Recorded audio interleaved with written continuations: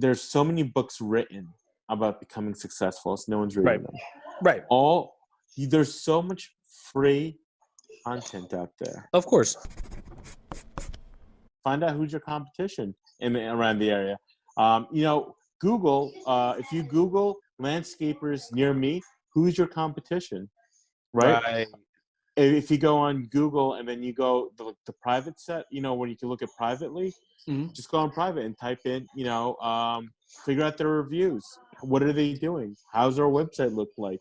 And try and figure out, because that's essentially what you're looking at. And you could use that as kind of like your research of how you want to base your business. Of course. I mean, it's clever because you're not reinventing a business that's never been done, especially Correct. when it comes to landscaping. I mean, if you go outside, you'll see other landscaping companies, and you can easily just look those companies up, see what services they offer, see what their prices are, or you can even just call them and let them know. I mean, you can tell them, yeah, I own a house, and what does it cost to do a front yard? What does it cost to, to trim the weeds, to take a tree down, to trim the bushes, and take notes and easily start with some form of a foundation.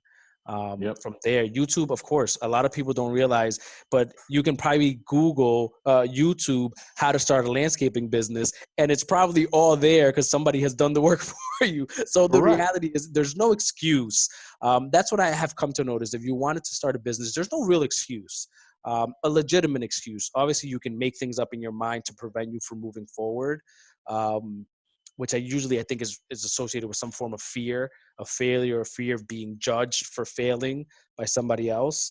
To do is I like to figure out what the competition is charging in terms of price, because then that allows me to, as a new person, come in at a lower price point.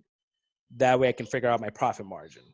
So that's something that I think is real valuable. And again, you can call your local companies and find out what they're charging and just undercut them by $5 or $10, depending on what the margin is. And now you have an advantage when you go knock on someone's door to get them as a client. I mean, not for nothing. If some people could be like, "Oh, I feel weird calling my local competition." Let me tell you, call New York, and figure out what they're doing, right? Because right. Some people might be thinking like, "Oh my God, I'm gonna call my local competition. It's going to be weird." All right, you got Pennsylvania and you got New York. You got If you want, Connecticut, right?